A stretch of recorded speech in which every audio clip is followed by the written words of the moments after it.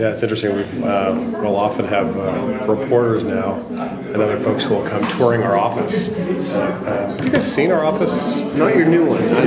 Just you guys were getting ready. The new one is very much our culture, and it's a totally different vibe than we'll have live now. I can show you. I'm having trouble getting online, so.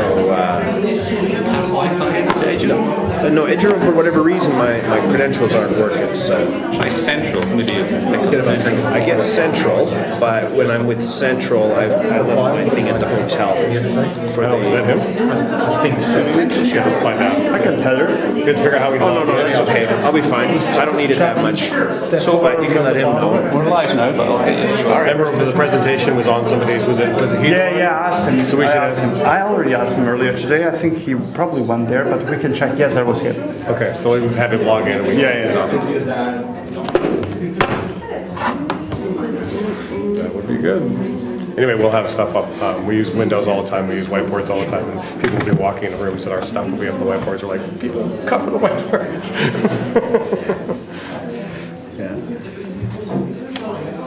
So we are set up, I think. I just tweeted. So I'll do a little retweet and we'll go. Good. all right, thanks everybody for coming today. So I'm very pleased to start today's panel conversation with our two great guests that we have.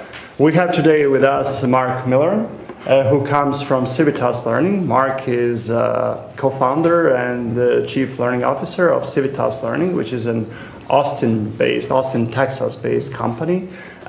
Civitas Learning is a fast-growing organization, fully specialized in learning analytics. They are doing plenty interesting things in learning analytics, and also I think they can share quite interesting insights from the perspective of what learning in the higher education sector can learn from different types of partnership.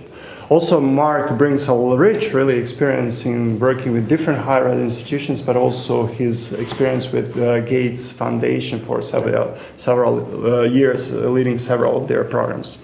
We also have today George Siemens. George Siemens is now honorary professor with the University of Edinburgh Morehouse School of Education. But old George loves Scotland. He even has a PhD from Scotland, right? So he has a PhD from the University of Aberdeen. George is well known for his work on massive and open online courses. He taught the first MOOC in the world together with Stephen Downes in 2008, and it's considered one of the pioneers in that space. George is also one of the pioneers of learning analytics. I've been quite pleased to start working with George on learning analytics in 2010. We together started the first Learning Analytics Conference, which was held in Banff in 2011 on -35. And last week we had a pleasure to host that conference again here in Edinburgh. So great to have you both, George and Mark. And we'll try to have more as an informal conversation about different types of topics that are important for the field of learning analytics. I asked initially George and Mark to start with some of their positions about critical challenges and opportunities for learning analytics. I think primarily focusing on higher education, but broader as well. And then I'll have a few questions to steer the conversation in a particular direction, but then obviously we'll have plenty of time as well to ask questions from the floor. Just for your information, this session is a live stream, so any questions that you may ask will be also streamed and recorded, so just be careful. Anyways, Mark, would you like to start? Sure, we can kick in. So I want to say a big thanks to Dragon for the invitation to be a part of this larger conversation.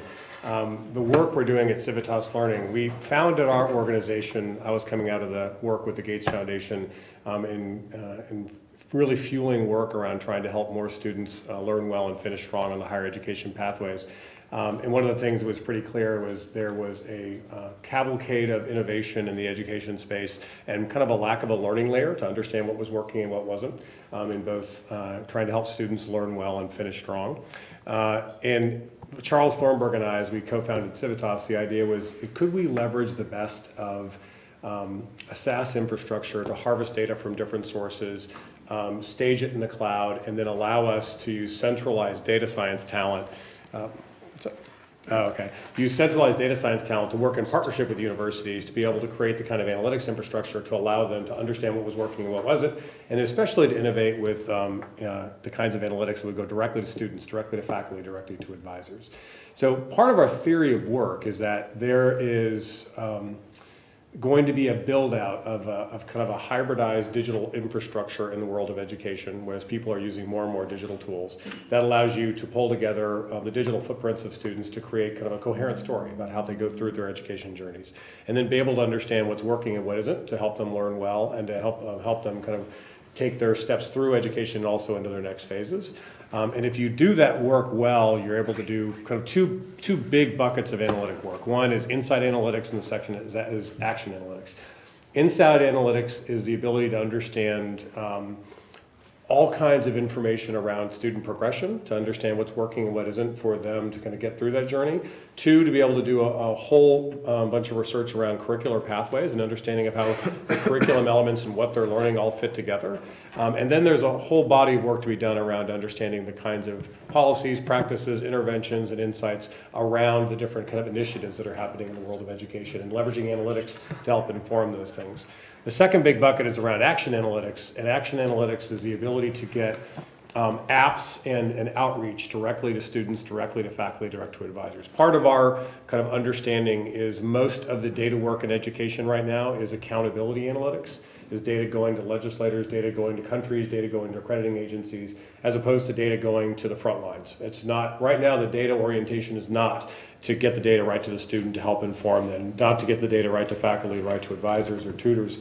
The idea was to change that orientation and to innovate and to figure out what kind of data has what kind of impact, and then to leverage different tools, whether it's, really leverage design thinking in particular, to think about how do you build the right infrastructure to get the right data to the right people in the right way. And there's a lot of user interface design thinking challenges around that, because you could be dead right with the data but lose badly just because of the way you brought it to somebody.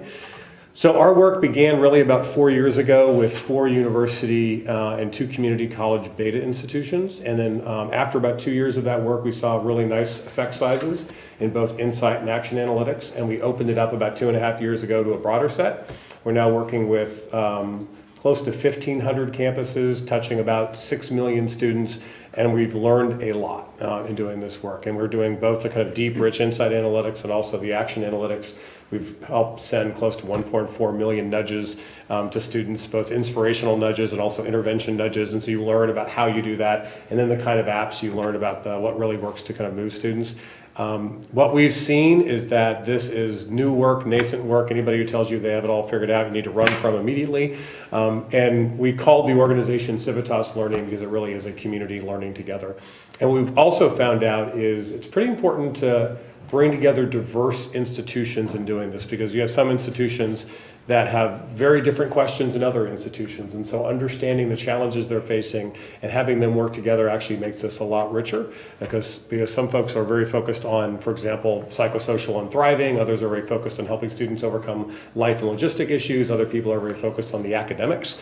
And we think all those questions are valid and interesting, and we're trying to be a part of it. So it's been pretty exciting work, and George has been kind of an advisor connector to this work for a long time. So we're pretty excited to be in it, and I'm more than happy to kind of share the learnings around it. What's pretty clear is there are really interesting kind of specific case outcomes we could talk about.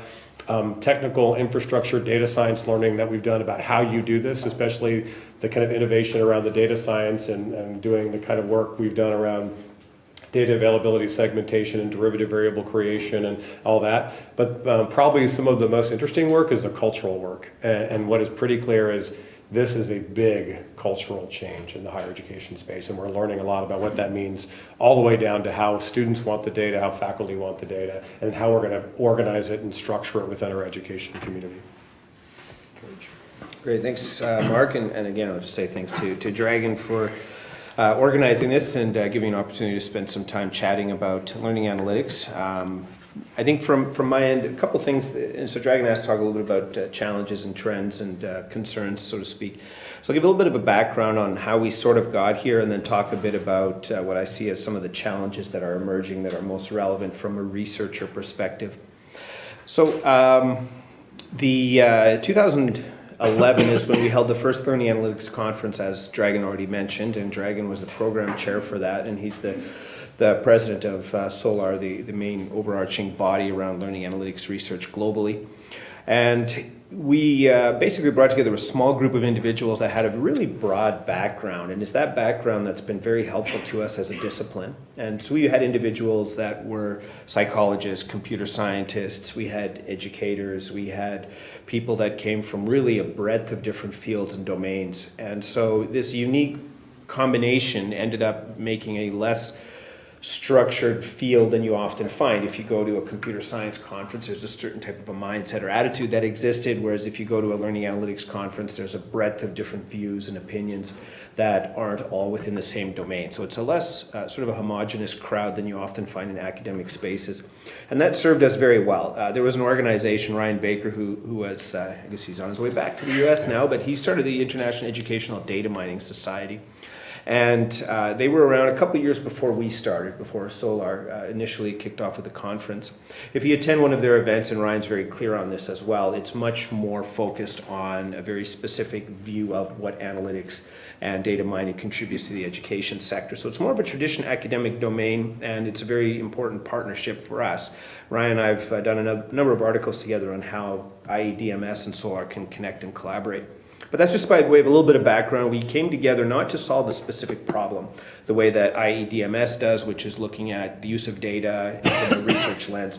We came together from a holistic perspective, which we recognize that you're not going to understand what's happening in a particular domain that involves complex social interactions without taking a complex, multifaceted perspective.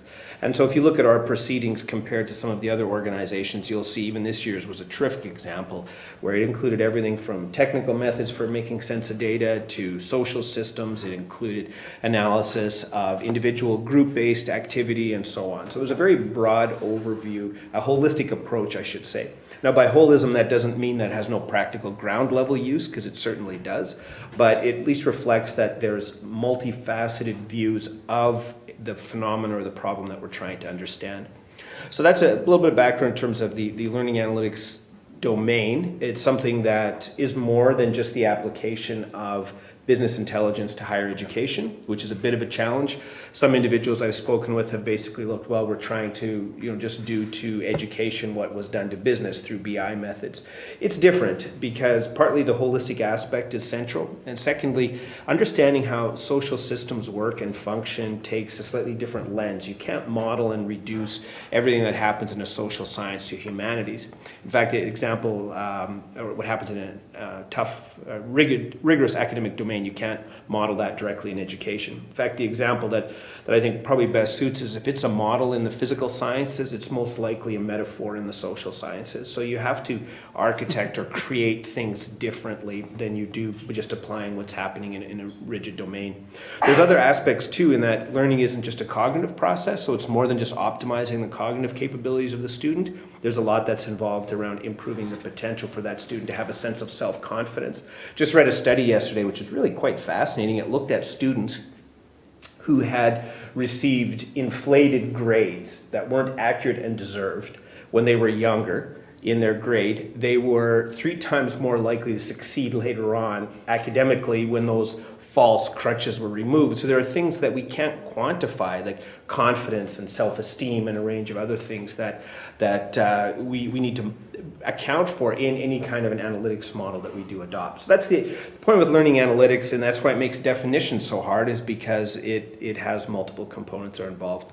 Some of the challenges that I'm currently seeing, in addition to obviously making sure that we stay holistic as a discipline and as a field, but an important challenge is the scope of data collection. We've had limited scope of data. In fact, we've abused log files and click streams extensively to a point where we're parting from reality at some levels in terms of what we're getting out of the models that are being generated through this. So in order to improve the quality of that work, there needs to be more attention to increasing the scope of data collection. And that collection could be anything from, one important aspect is the Internet of Things, where you architect intelligent environment so that you're getting data from the physical space in the environment, whether that's using a Kinect in a classroom to do facial emotion detection in near real time, or whether it's something where you've just architected the physical space in terms of movements and group setup. But so certainly bridging the digital and the virtual and the physical world is one important challenge in the data collection approach.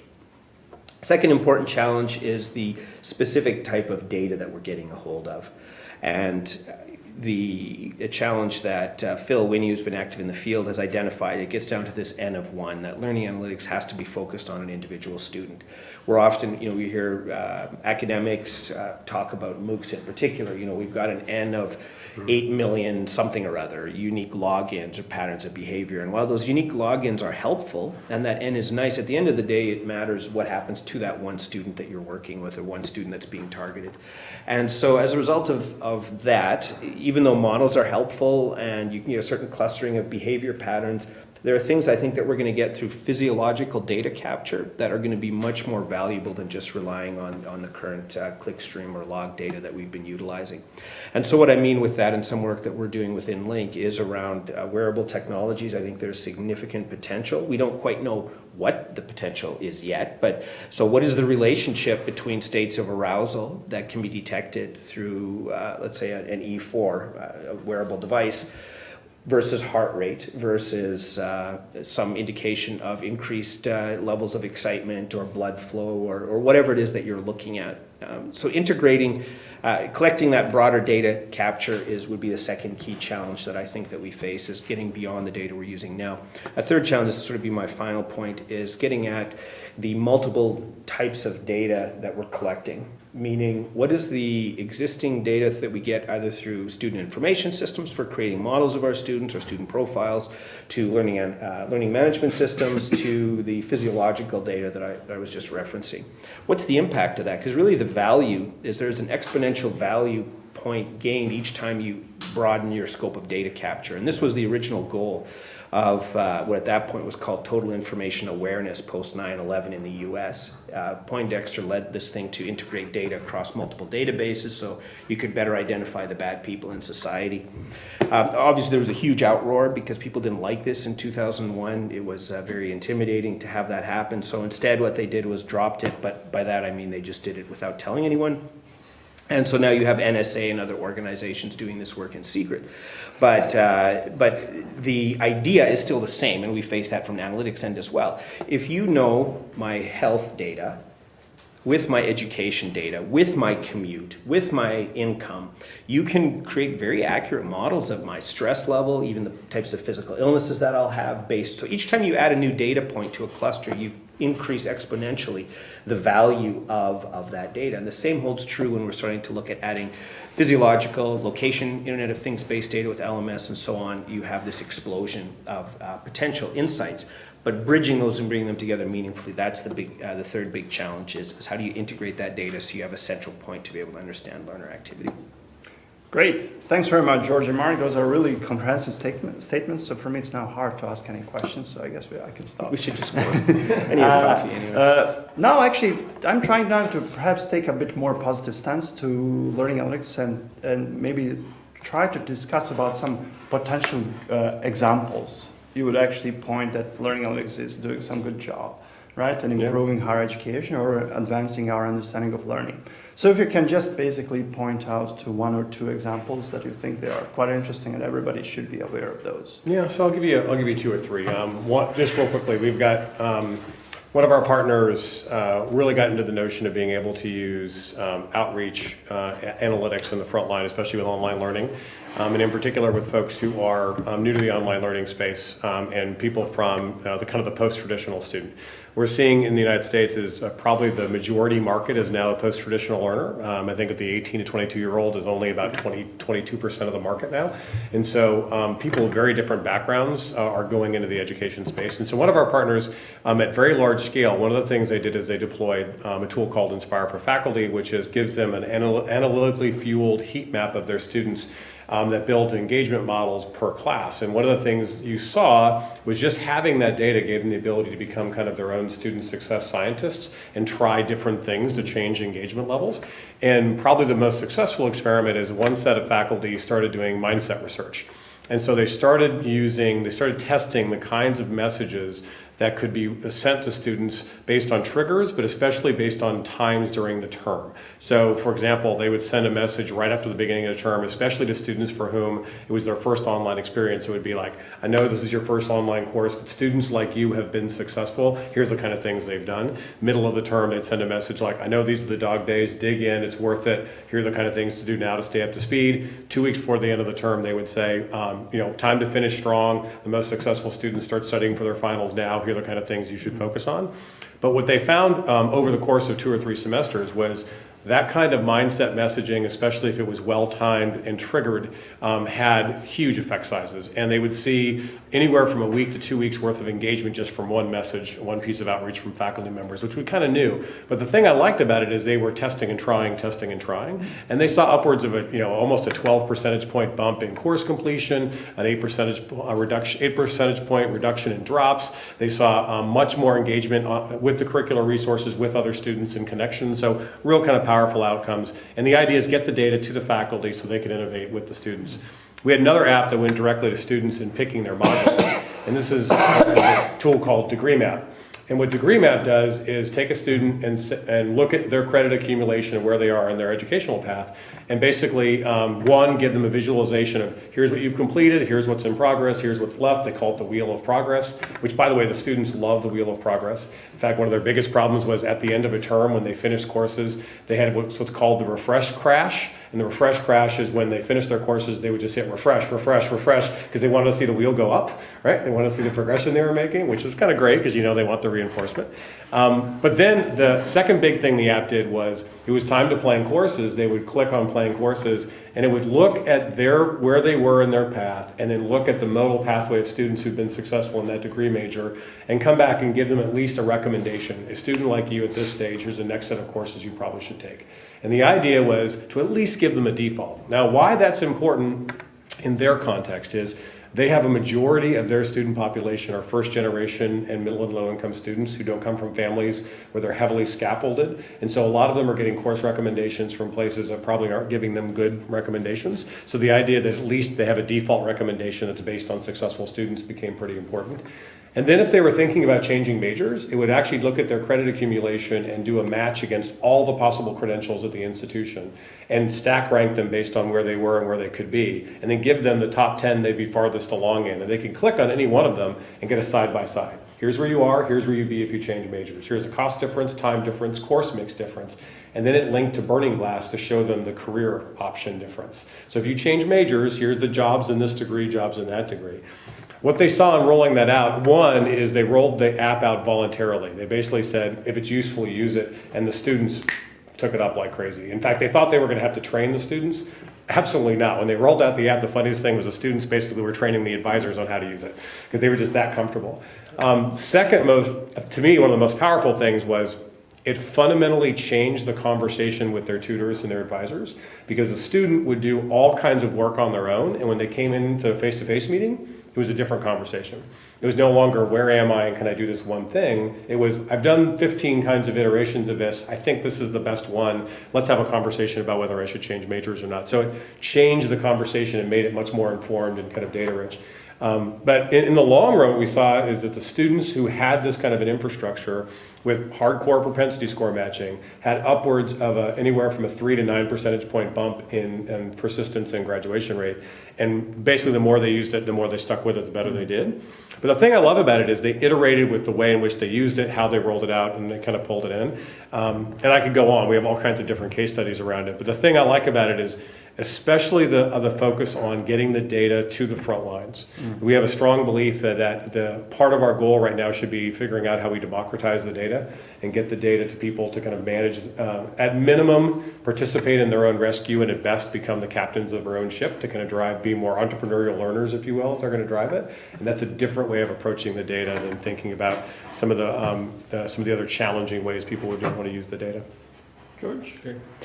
I mean, obviously there's a growing number of case studies that are, whether it's things like using Degree Map or Degree Compass or platforms that most LMS vendors now have incorporated some level of analytics work into their offerings.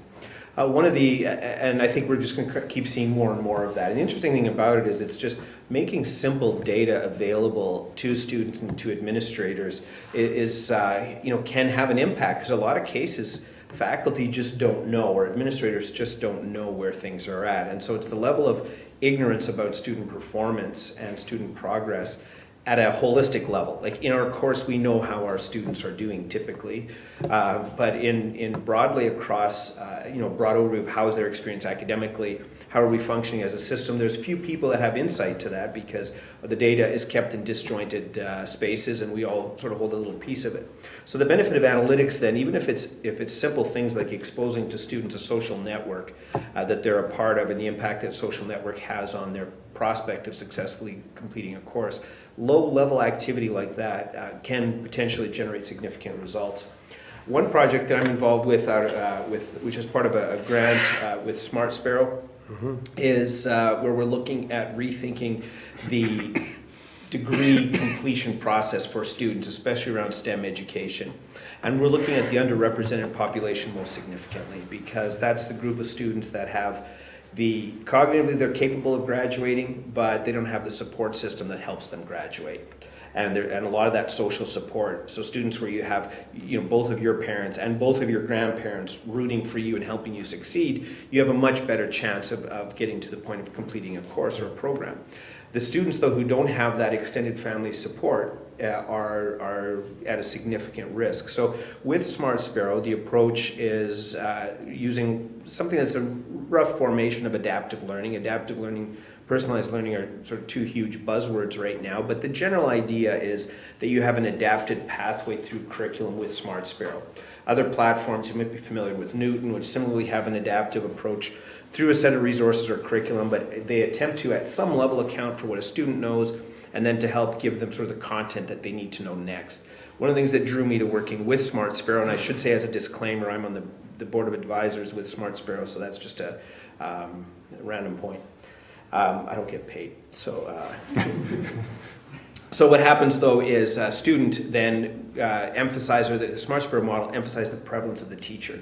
And I'm very distrustful of systems that emphasize primarily algorithms without human involvement. And I'm also fairly public about it, so I'll bitch about Newton for a little bit. But Newton is one of those examples of a company that feels you can algorithmically maximize the student experience. They've been very successful. They're working with some of the biggest publishers out there. They've closed $100+ million in VC funding, and yet we don't know how the system works. There's no research accountability for organizations that engage in that. So that's for me an issue, is as a researcher or as somebody in the education field, I should be able to see how is it working and be able to independently validate the results that are being proclaimed. So with Smart Sparrow, at minimum, because the teacher's at the center, you still have a lot of that opportunity in order to do some of this analytics work. So you know where your students are. Students have peer-based support, they have faculty-based involvement. The pathway through the curriculum, though, is what's automated. So you're based on your current state, it's sort of next stage analysis. So if you know this concept, there's an adjacency of concepts that are related to that concept, they're then automatically recommended. Now, so that's the core. Any platform will do that, but it's that social capital you create around that learning experience that determines student success. And so this is where having access to real-time tutors, having access to your existing teacher in a classroom and so on, start to become very effective from a learning analytics lens. Now, the one challenge here, though, and this is something that a lot of adaptive learning companies face, is that where Mark's talked about seeing a 10-12% increase in student success and performance. There's a report done by SRI recently that looked at adaptive courseware. I think it was just released last week. It looked at adaptive courseware, and right now there's a lot more BS and hype than actual results. Yeah. So in all honesty, what I'm saying is, in spite of some huge potential with some of these adaptive companies, or that take that approach from a learning analytics lens, we still aren't quite sure if it really is that significant degree attainment or course success attainment compared with regular instruction. So, it's not quite a case study of success, Dragon, but it's an indication that that's where a lot of activity is going, and we're unclear, though, whether it's having the desired impact on completion. Well, it's a call to measurement, right? So part of this is, the example I was using about the mindset research, it was interesting is the tool is okay, but it's how you use the tool. And the thing I love about it is they measured the different ways they could use the tool, and they found the most effective way was actually the human messaging, right? And what we found, for example, in some of our tutoring outreach work with Inspire for Advisors, which is basically just focusing on tutoring outreach, is it is the short, empathetic message from somebody who knows you. Right, that has the biggest lift. And again, studying that, figuring that out, to me, we've got huge opportunity. The Kay Patricia Cross wrote a great piece, 20 years ago, where she basically said, if you want to use the best of brain research to improve instruction, especially as new technology gets rolled out, you want to connect students to the best content, the best context, the best community possible. The idea that getting them connected to the right content at the right time, to relevance, application, utility, and context, and then getting them connected to a community of peers, of near peers, of mentors, of guides in the space. That's where analytics are right there. We're poised to be able to test how we connect students to content, how we connect them to context, internships, live internships, experiences, and even simulations, and then connecting them to near peers in real time. My kids, I have 4 kids. I come from a family of 9 children, by the way, and so we have 4 kids in my family, which my mom calls a starter family. But my kids range from 17 to 7, and it's fascinating for me to watch the 3 boys, especially who are big gamers, how deeply connected that community is worldwide, and then how they quickly connect them to other people who are doing the same kind of thing in real time, and they connect and engage, and that's the kind of opportunity we have for that kind of context. Oh, those are great points. I quite enjoy them, and also, George, I think also you hint on one critical point with respect to the importance of not being algorithmically driven, and Mark, you're also pointing out to this kind of human involvement. And I think even to remember last month when we met in Australia during that Digital Learning Week, we discussed about the importance. Really, it's not that we need to sell adaptive learning. We need to actually help our learners to become more adaptive and create them and equip them with these type of lifelong learning skills, so that they can actually be adapted easily to many different life situations when they need to learn, rather than we have technologies that will be actually taking decisions on their behalf. I think that's one of the critical points, and I quite appreciate your comment, Mark. Now I'm going to ask one question, which I think at this stage is becoming something very important, and we really cannot ever miss it. I'm going to ask first Mark to comment on that question, because I'm a bit worried if I ask George, he'll start dropping his pens. And George already knows that we are basically talking about ethics and privacy, and George had a metaphor, basically. Anyways, he can, I don't want to spoil it, that he typically uses, like opening this type of discussion in the past, at least, it's been quite challenging. But obviously, when we are using these new types of data, when we are tracking many things, we are in a way quite invasive in certain extent, but at the same time, we are not also so intrusive in a way. We are not changing directly people's behavior, yet we want to change it through different types of interventions. So what are those really critical privacy protection and ethics considerations that we really must keep in mind, and what are those kind of critical things that are yet to be addressed? Yeah. So we are, it's interesting, and there's a culture at Civitas Learning. We're about 230 people, like I said, mostly data scientists and engineers, and deeply mission focused. And people are a part of Civitas because they want to help students in a big way. In fact, if you survey our folks there, the reason they're working there is because they're a part of this larger mission. So what's interesting about it is we have specifically targeted athletes who are just advanced data scientists, data engineers, and we've gotten them excited about the education space and kind of brought that in. And we actually use the recruiting term, come use your powers for good. Right? And so we've recruited from Google, from Facebook, from LinkedIn, from all these other places, and we've specifically said, instead of trying to sell more things on social networks or expand the profile of gaming companies, let's come in and actually try to use this to help students learn more effectively and kind of get on a pathway towards self-sufficiency, agency, citizenship, and kind of engagement. Let's say that out there because we specifically we try not to use mining metaphors, mechanistic metaphors, money metaphors for this space, because it is rife everywhere. And In most, and I hate the term big data, but most big data plays, if you look at the larger space, how they make their money is they commoditize the people they serve. In other words, they pull together the data about the folks who are in LinkedIn, who are in Facebook or whatever. They pull their customer data together and they sell it. That's how they make their money. And the challenge is in the world of education, we can't do that. I mean, in fact, large-scale examples of that are, like the initiative in the States called In Bloom, had $100 million behind it, lots of motivation around it. But basically, in the end run, what they were going to do is consolidate all the student data and sell it to publishers and other folks and to parents and the rest. And it blew up, it imploded. Because I think in the long run, we've come to the conclusion that these data are, again, footprints that tell the larger story of how students are traveling through our institutions. Every piece of data is part of a student story. So our big purpose is to make sure the conversation is focused on two things. That it is focused first and foremost on turning the lights on so that that institution can understand what's working and what's not and trying to improve the education outcomes for those students. That is job one.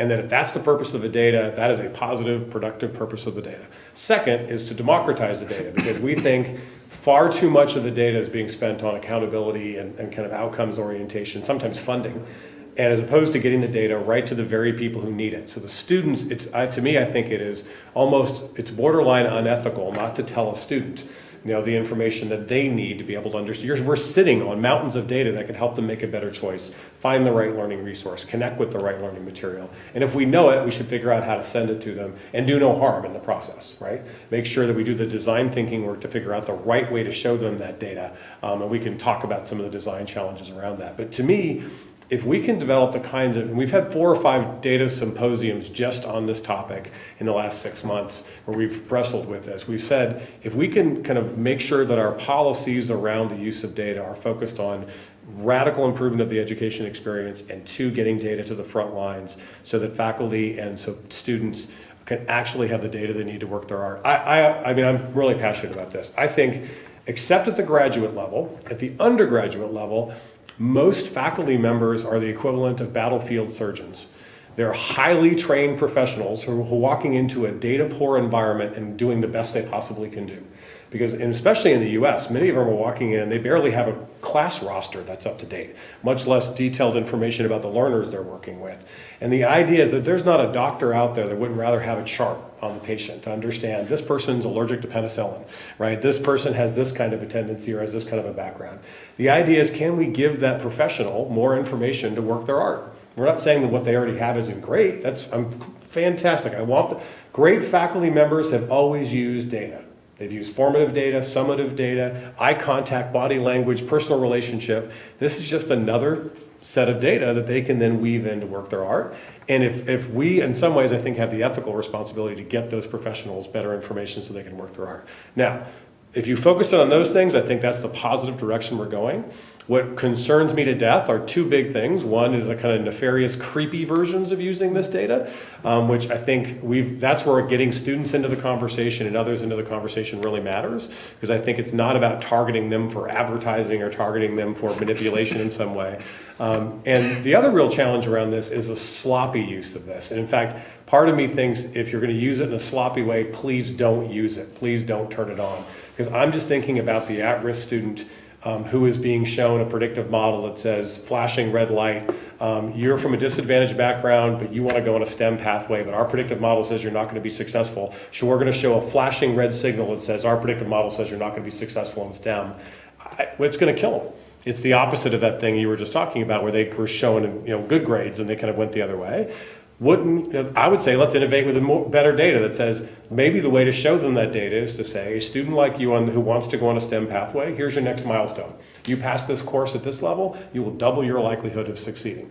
But the idea is you show them the milestone, and then let's test to see if that motivational strategy gets them on the right trajectory. But that's part of the do no harm kind of ethical version of using this. And I actually think there's some really sloppy stuff going on out there where people are saying, oh, you got a C in this class, we're going to counsel you out of this major.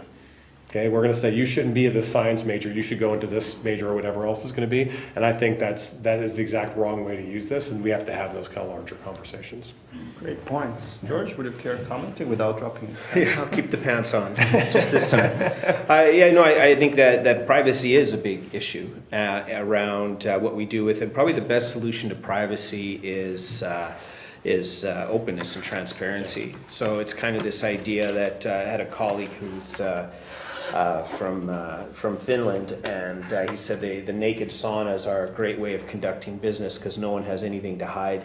And so I guess what I'm trying to say is maybe Civitas should go full naked as a company. Full Monty. Yeah, full Monty, just something to think about. But no, I think it's the idea is that if the things are transparent and open, then we know what everybody has in the game, so to speak. And that's the students right now, the issue is, and it's the case with a lot of companies as well, is we don't know what's happening behind the scenes, which levers are being pulled and what the impact of that is. So we don't have a clear sense of how is this model working and how does it account for some of the things, let's say, regarding underrepresented populations. There may be a different thing that needs to be understood with that. There's other things that we don't understand what's being valued. There was a case in the US recently where the president of a college had said, drown bunnies and hold Glocks to their heads, was because he was looking at kids who they wanted to get them out of the program early on. So if he knew that a child or a student in their program was at risk of dropping out, they wanted to get rid of them sooner before it impacted their success or their completion rates in the program. So rather than taking that data to say, oh, we need to help this student more, it was let's get them out so our stats look better when we're doing our reporting.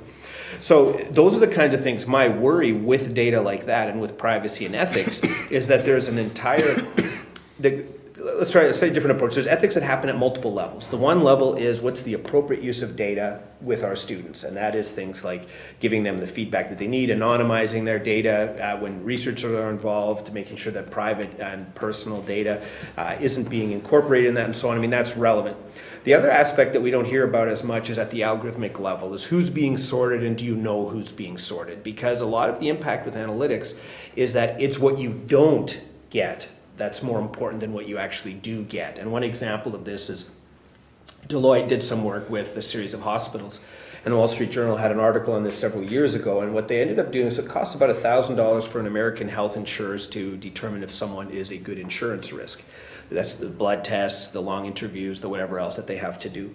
So what Deloitte ended up doing was working with an insurer, and they reduced it down to about $30 a person. And what they essentially did was they would take the data, there's large data marts where you can buy a ton of stuff on people. So they would take the data that's available for purchase, and then they would mine social media as well. And then what they would try and do is to create a model of each student or each individual in terms of the risk factor. What they would find is, let's say you have a history of poor credit, publicly accessible.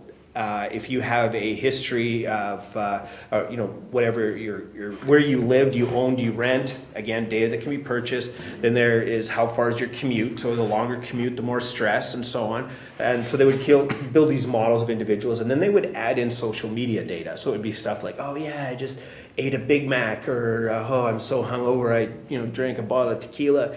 And all of these things would start to shape a model. And so in the end, two people would receive a yes or no, but not know why. So that means that I would have been not selected for insurance by this company because their entire algorithm ran on the background based on data that they had access to.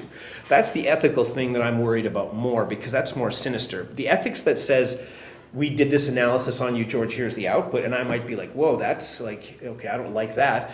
That's the kind of data that I'll at least know about and I can argue for. It's the stuff behind the scenes. The job application I don't get, the invitation to college that I don't get because I'm from a zip code in the US that has low success rates of students, or the kinds of recommendations I don't get in a program because they think I'm too dumb to take that track.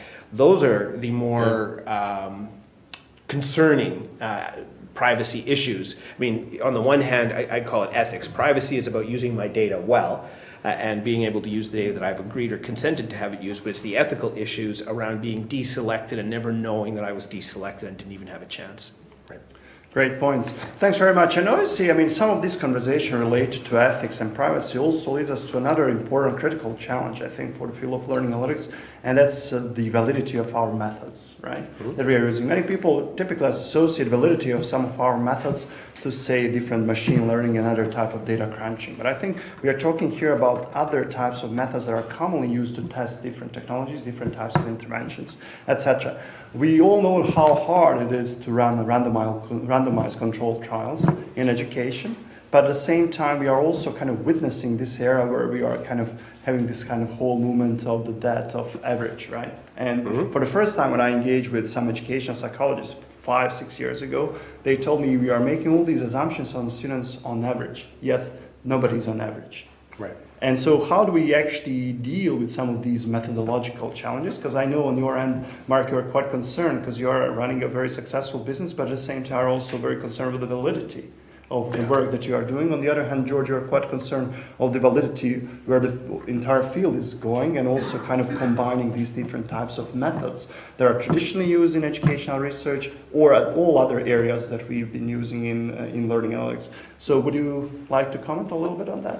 No, I mean, it's a fantastic question. I mean, and because we're a social purpose organization, we are deeply focused on the idea of this being sustainable and something that can be done in the long run with lots of people being able to have their eyes on it, right?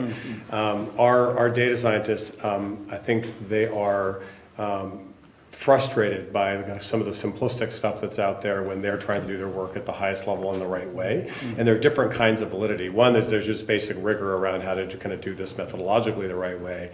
But then especially for things like, we work with the What Works Clearinghouse and the Department of Education. They have two basic levels of evidence that work for their standards. One is randomized controlled trial. The other is propensity score matching, as I said before.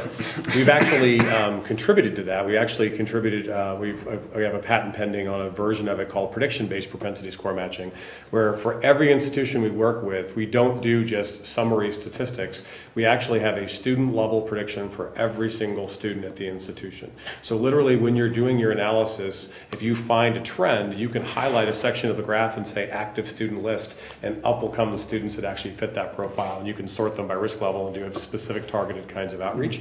That gives you the capability of doing on-the-fly control groups. So when you're looking at students who've had some kind of a treatment, you can find a set of students either in the live student data set or in the historical student data set that'll give you that kind of treatment. So we're very focused on this notion of finding the right kind of effect size and doing the right work against that. But there's also the work of doing this on the ground level of getting to face validity and finding out from the people in the front lines who are actually having conversations with you about whether or not this feels right, looks right, tastes right, in terms of this process. And I think we've got to make sure we're doing this both. So part of our big processes is to involve faculty, involve advisors, involve administrators in this process to make sure you've got this combination of kind of methodological kind of core validity in those methods, but also the face validity of the process itself. Because at some level, if the algorithm is that counterintuitive that it actually flies in the face of kind of core educational assumptions, you better have some information behind that that's going to help them could do it. So we had a president last week who was talking about the challenge at his own institution was he felt like they relied a lot on rain dances.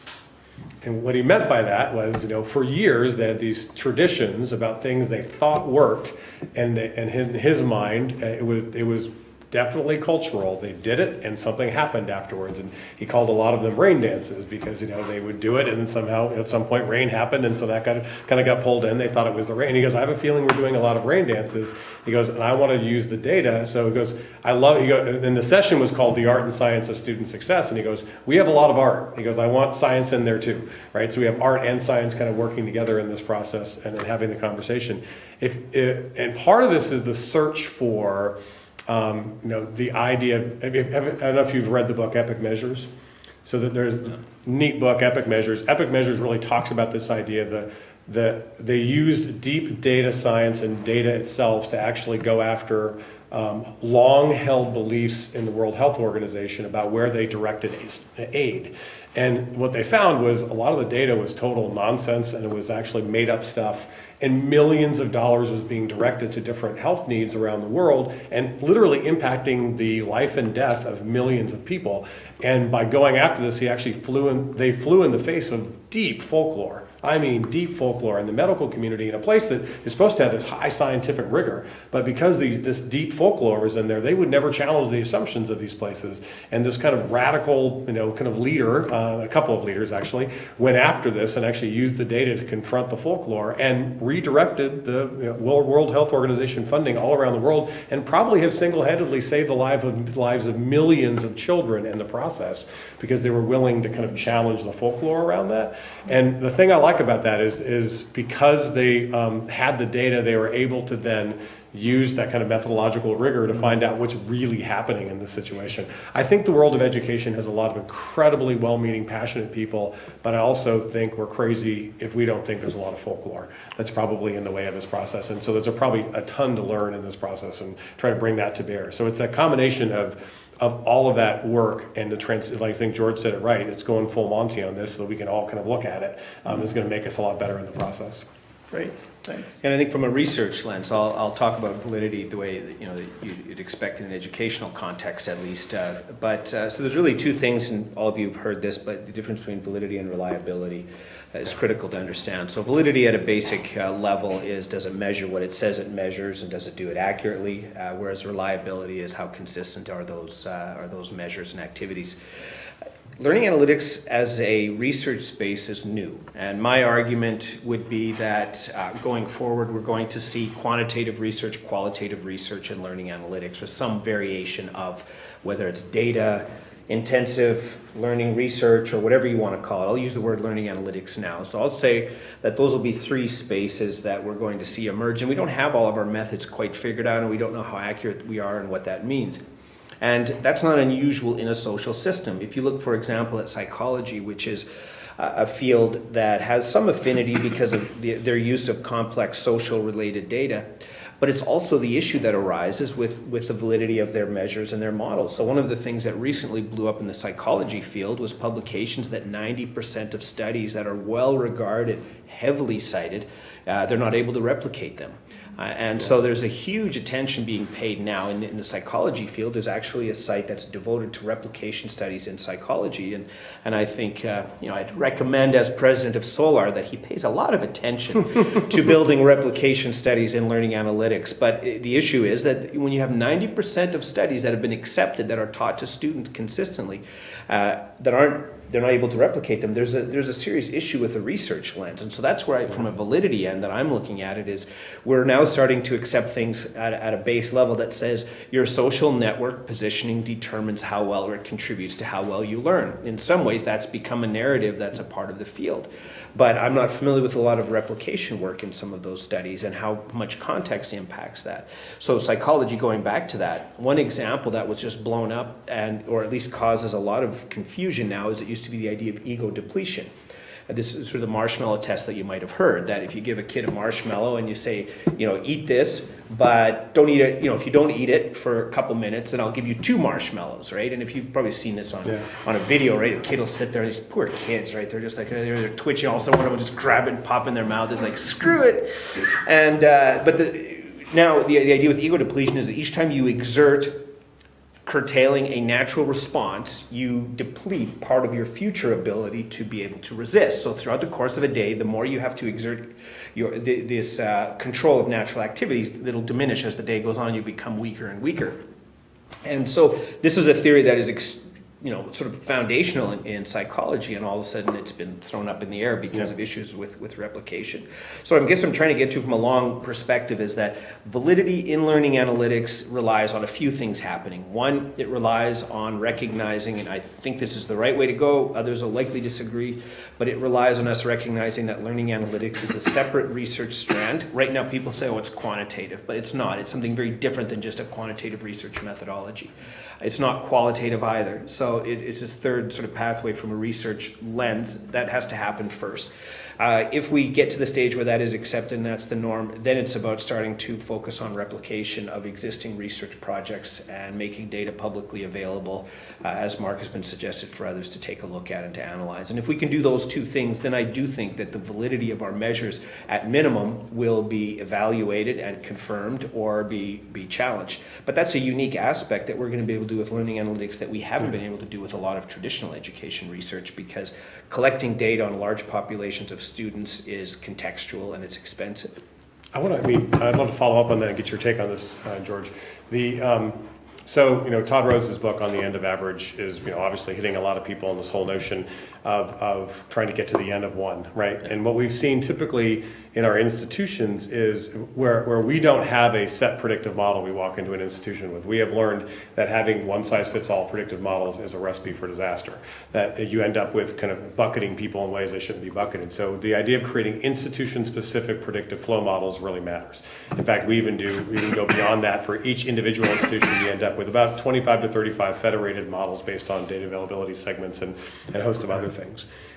Getting to an institution-specific kind of model, that is going to call into question these studies that have generalized impact across all these educational institutions that are, what's happening at Edinburgh is very different than what's happening in Glasgow. It's very different than what's happening at Highlands and Islands, right? They're different kinds of institutions, and you see different policies, people, and practices, different technology stacks, different students interacting with those, and it creates almost your own kind of GPS system for understanding what's happening with that flow, which is going to make the replicability of these studies interesting, because you almost have to do them in context to understand what does this mean.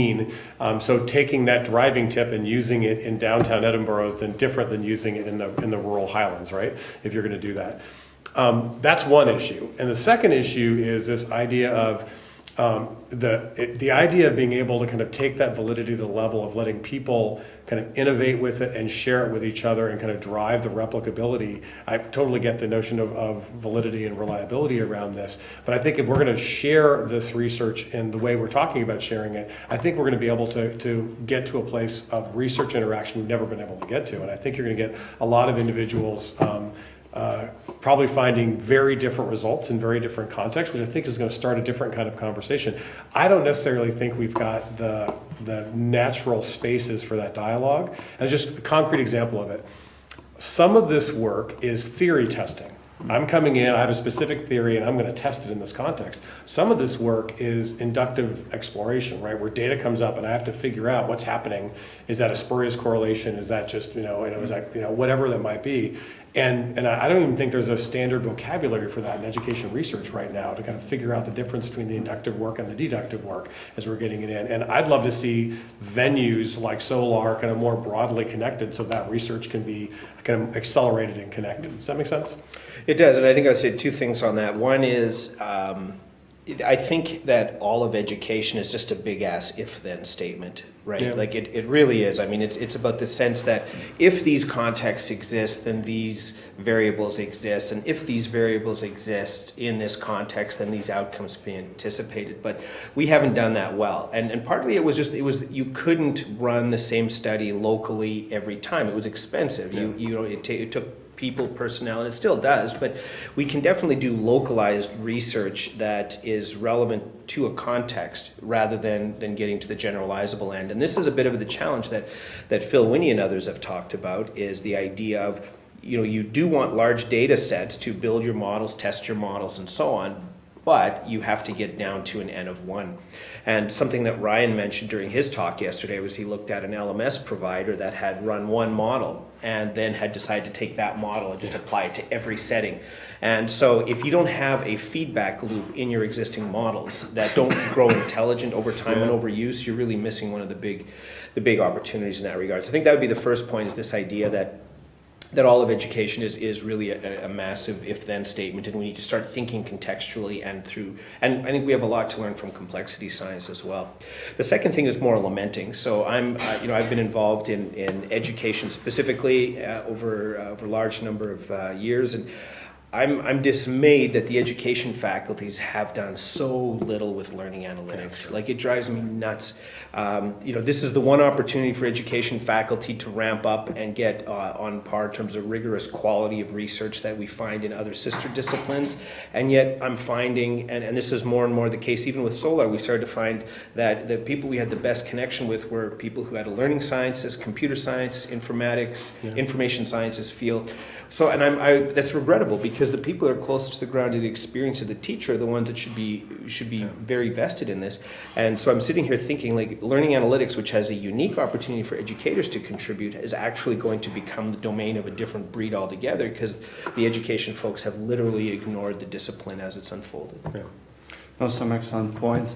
I'm gonna actually at this point like the audience to ask some questions because I have plenty of them, but I think it's your turn. So any questions or comments for our panelists for today?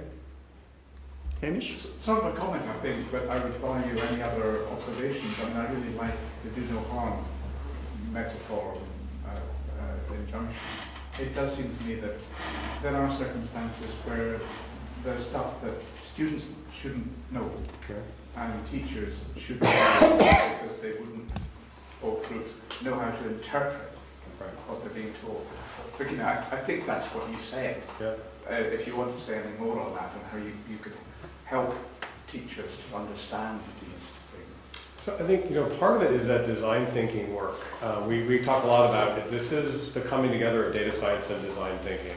And part of the design thinking is figuring out, there's a combination of choice architecture work, there's a combination of kind of visual presentation and user interface design to figure out what's the right way to present the information. So, I mean, at the most simplistic level, in online shopping, if we shop at Amazon, Amazon does a giant data run in the moment. It doesn't take 2-3 weeks for them to get the data back to us, right?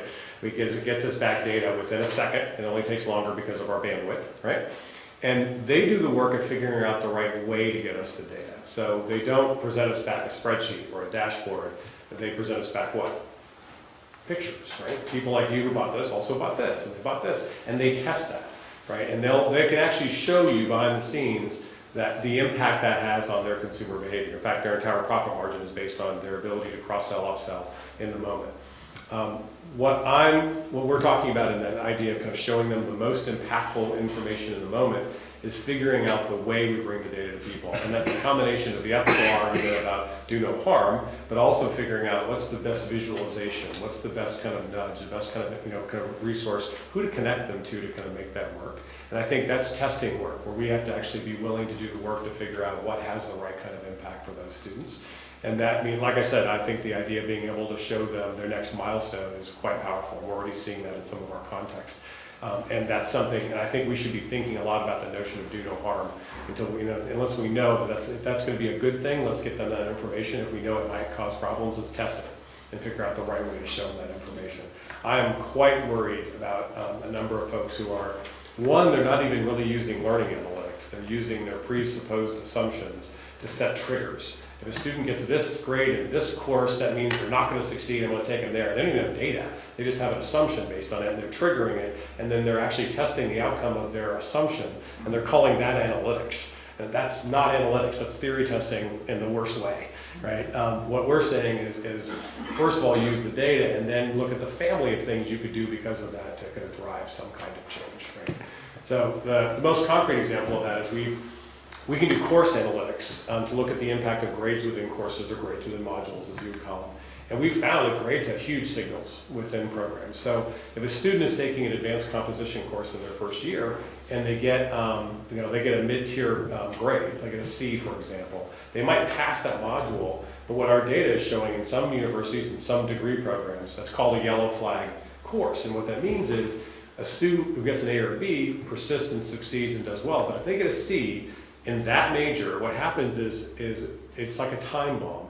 In the next year, they might not have to do a lot of writing, and so that lack of writing skill doesn't hurt them, but by that third and fourth year, they get killed because they have not developed that skill well enough, and it hurts them later on. Well, now that I have that information, I can either decide, one, that student isn't qualified to be in that major, I want them to change. I think that's sloppy.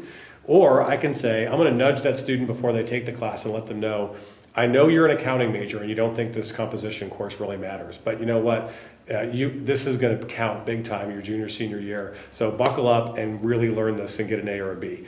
Or two, I can think about redesigning that course to make sure that especially folks in that major understand the importance of this and they can connect with it. Or three, if that student gets a C, I can do on-the-spot kind of competency-based intervention and say, let's get you to the writing lab, let's get you connected to other kinds of resources. There's all kinds of things I can do out of that, so we figure out how to do it. But I think that's the idea now of when you turn the lights on, you can ask all those questions and try to figure out the right way to drive that path. But I do think that this is going to take design work, not just the data science, right? Another aspect that's worth looking at is that a big impact of learning analytics should be to contribute to the preparation of individuals for a modern economy. And that also means that we think less in terms of having students master what we think is important and more about fostering students to be creative, autonomous types of individuals. And that's something that we haven't heard about enough in learning analytics. We're still sort of thinking there is an existing state that we want to move learners to, rather than to take an expansive mindset. And so that's something with analytics, something that Dragon talks about a fair bit, but analytics as a means of increasing learner self-regulation so that they're sort of the masters of their own destiny. We call it the scaffold and release agency analysis, right? Where maybe in the beginning there's a lot of scaffolding for that student, but the idea is you study how do you build hardiness so that student begins taking over, doing more and more themselves, and you scaffold and then release. The scaffold's not there anymore now that they're on their own, and maybe they become a scaffold for somebody else, right? They come back and give back and get into service learning. That's an interesting study, and you can study that, right? That's where the power of this comes in. One of our partners is Morehouse, and Morehouse College is, it was the college where Martin Luther King went, all kinds of other folks. But their kind of dominant theory, they say, is we put a crown above a young man's head and we expect him to grow into it, right? And it's that idea of trying to build the agency. So they're trying to use analytics in every way, shape, and form to get student agency kind of in the mix. Great. Other questions, comments?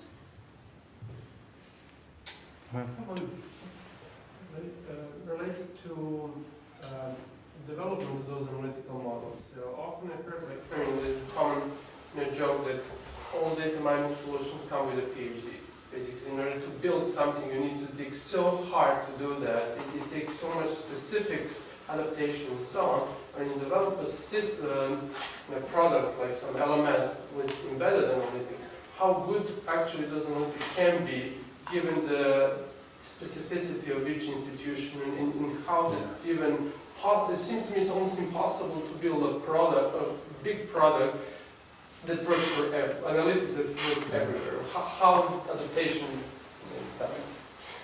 So I'll give you our take on it, and then George kind of goes where that goes. What we've worked to build our architecture to be one where we can get, we almost call it, we want to be able to do the deep plumbing so people can innovate, especially on the design work. And so part of our work is to combine multiple data sets, and because that's part of the hardest work, is because what's interesting is if you look at SIS, LMS, card swipe, or whatever data set that are coming in, half of this work is just brute force data engineering, is getting this stuff actually in a place out where you can do the data modeling and you can kind of get the data cleaned and staged and pulled together. And then you do the derivative variable construction. And the derivative variable construction is an art in and of itself for that individual institution.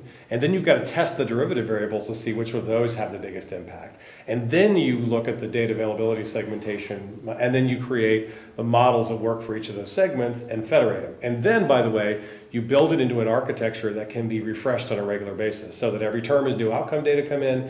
We've found kind of a rolling 5 term is the best way to do it. The 5th term back goes away, the new term comes in, you retune the model. And by the way, if you don't retune the model, it's like driving on a GPS system, it's out of date, right? You actually have to have that.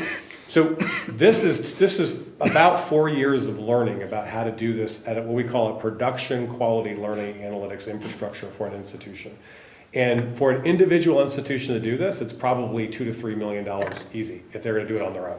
And the idea that we said is that, because we know what it takes to do this, like you said, with the PhD team on top of it, very few institutions are going to buy the hardware, software, train the PhDs, and do this, stand it up all on their own. So part of our theory in creating Civitas was we could harvest the data, stage it in an individual cloud just for that institution. We could have data scientists who've now gotten reps at doing this. So we've got a team of data scientists who have done this for hundreds of universities and colleges. And I undervalued the value of those reps. Those just doing that and kind of learning how to do this. And I can tell you right now that they've already been innovating with ways of doing mixed modeling progression, especially for multimodal strategies. So if you're using semester-based progression, modular, accelerated, competency-based, they've actually created models that adapt to that in real time, which is just fascinating.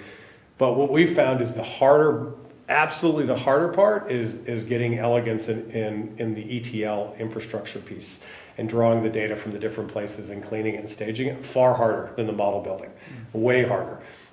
Because everybody when we come to them, they tell us, get ready, our data is the worst you've ever seen.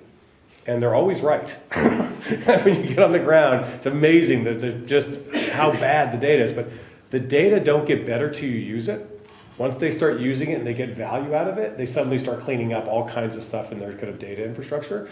But our theory was, if we could create a production infrastructure for this and do the brute force modeling for them, and then expose it in a way where they can do, that's what Illum is, really this kind of data science for frontline folks. Kind of infrastructure. It allows them to do impact analytics, course analytics, student progression analytics, and it refreshes on a regular basis. Now, if the data scientists there, and we work with very advanced universities all around the world, want to partner with our data scientists and tune the model, great, come on in, we'll make that part of the process.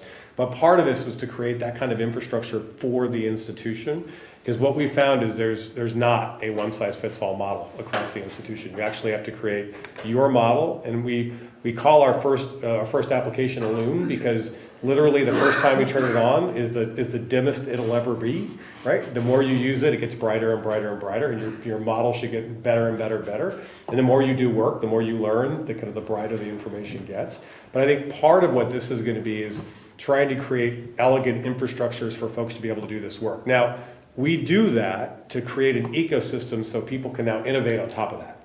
So our whole vision is that there is going to be hundreds of apps that leverage that kind of analytics infrastructure and figure out the design work of getting data the right way to people. Because I think there's going to be apps for specific disciplines. There's going to be apps specifically for student progression and tutoring, for learning specific tools, whatever it might is. But in fact, we're doing our second student hackathon next spring to have students come together and tell us what kind of apps they want on top of this infrastructure. Because everybody who does this then has to go back and do the plumbing. That doesn't work.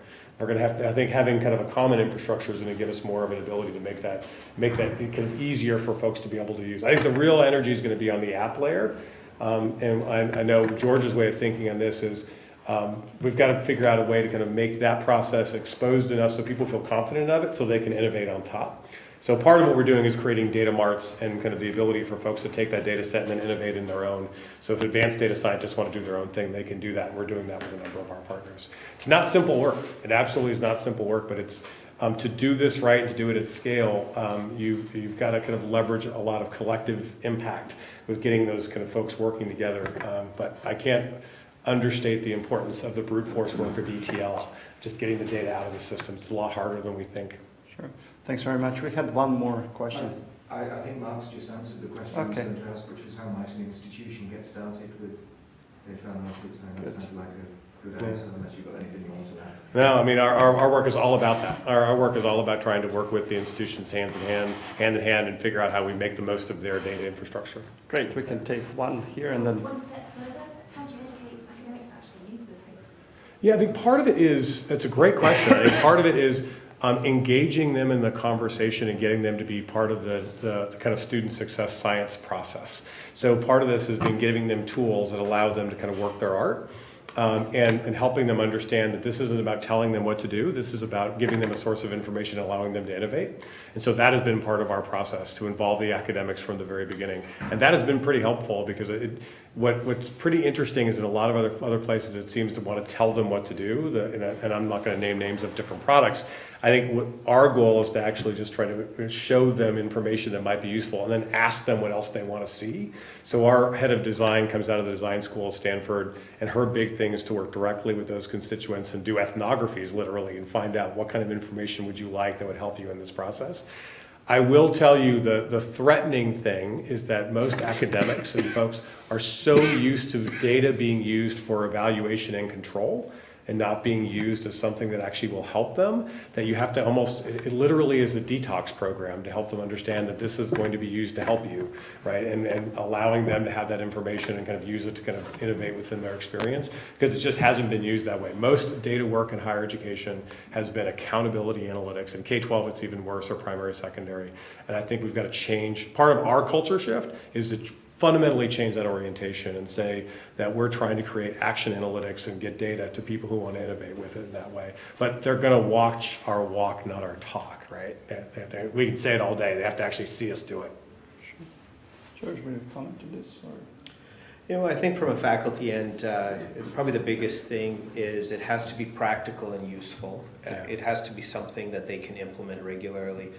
unless, we have limited time for bullshit unless it's in our own field, right? So if it's our research, we can have minute, fine-tuned conversations over decades. But if it's not in our core field, we don't have a lot of patience for that. So for most academics, teaching is an important part of what they do, but unless they're researching it, they want things that work and that work right away. So I think the first thing it has to be practically useful almost immediately. Another aspect there's a real challenge is around skills and capabilities. I think a lot of individuals simply aren't able to read data well. That's, and people typically, if they don't read data well, they're not going to say, oh, I don't understand anything about stats. You're not going to have someone say that in academia. They're going to bluff their way through it. So I think that's a real challenge that we face in that regard as well. So one of the things that Dragon's been talking about for a while is the idea that maybe analytics and feedback, and another colleague out of Australia, Abelardo Pardo, is that maybe feedback shouldn't be in a dashboard or a visualization or an interactive dashboard, because if you look at what does a person do with an average dashboard, just do a simple usability test, give somebody a dashboard of data, they can click around. They'll spend a few minutes clicking, doing a few things, and then that'll be it. So instead, take that data and turn it into text. We seem to value the visual over a text feedback, but for a student that says this is what you should do next in an email is probably more useful for them than something that just gives them a nice multicolored dashboard. The same holds true for faculty, is there should be a clear thing that when they log in, they're busy people with a lot of work, research commitments, they're running their own lab and so on. They want to know what they should do next. So I think that's that usability component that's so critical for them. Yeah. Great. Let's take one more question. Okay, thank you. Actually, I had two, but the previous one was quite similar.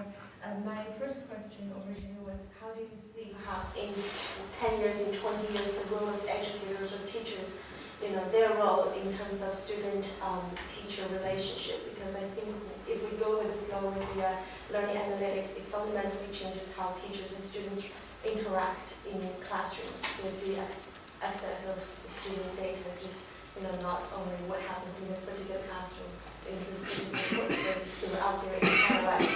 My second question really is on needs analysis. We're talking about this notion about what works and what doesn't work.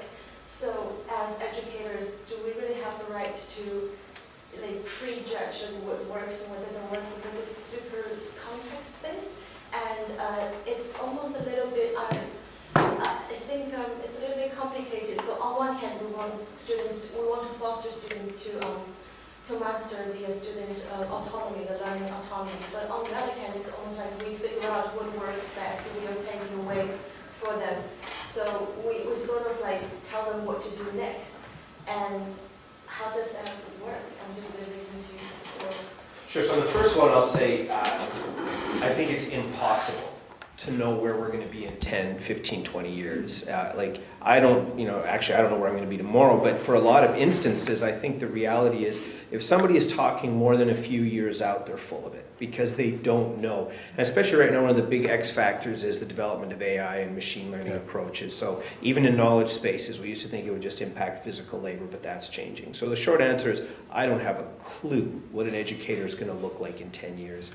But getting to the second question, we have a lot to learn from medicine in a number of ways. So first of all, initially, medicine has typically been, up until recently, diagnostic.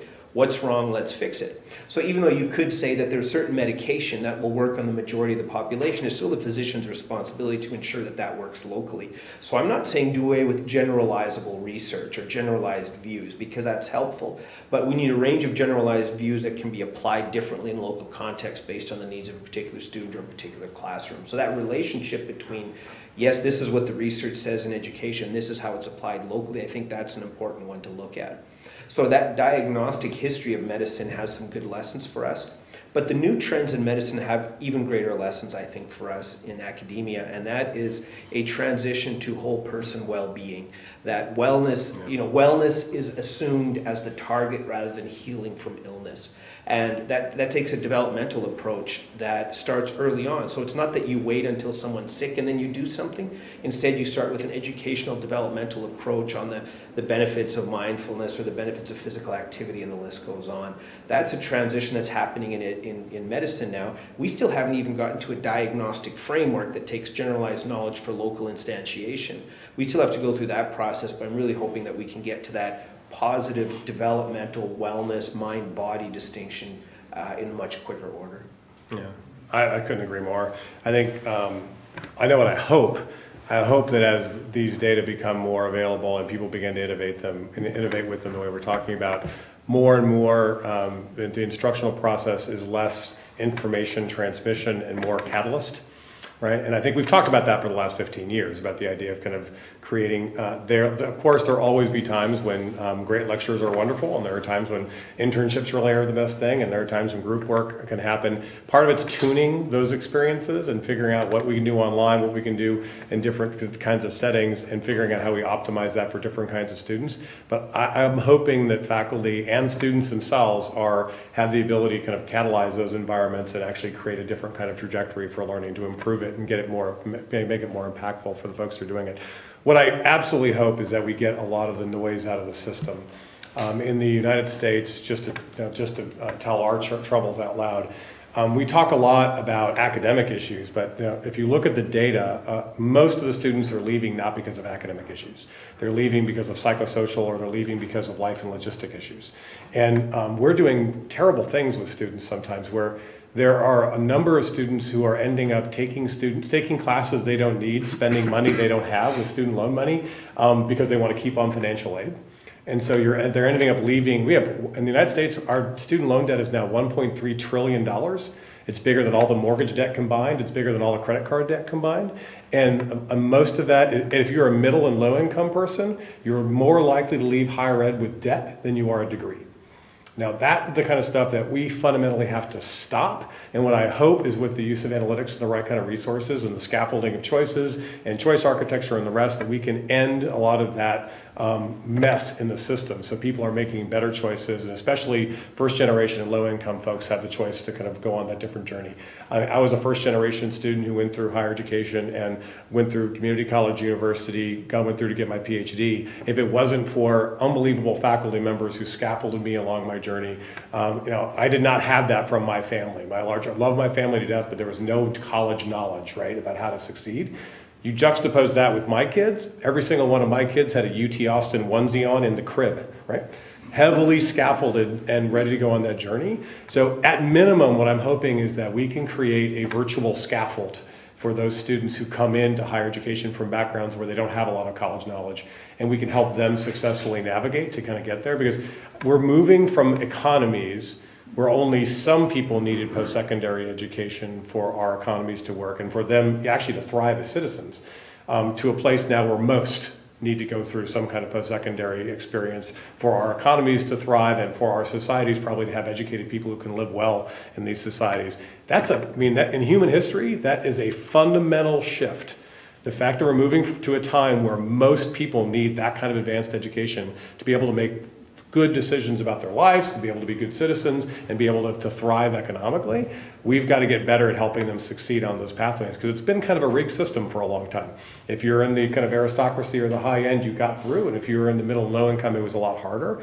We're trying to make that process a lot simpler. So at minimum, we hope we get that noise out of the system. At the high end, really thriving and learning deeply and effectively becomes a really kind of big target for us if we're going to do this work well. It's exciting. It's an exciting time. I actually think we are entering a golden age of learning, and that's not smoke. I just think we're going to have more data at our fingertips than ever before to understand what can work with different kinds of students. It's just going to be incumbent upon us to have the courage, and it will take courage, because it will fly in the face of a lot of assumptions about what's important and what's not. But if we have the courage to face it, we can probably help a whole lot of folks get on these paths and succeed. Well, thanks very much. Thanks, Mark. Thanks, George. Great participation. Thank you, everybody, for coming to this session. I want to conclude it, and let's give a round of applause to Mark.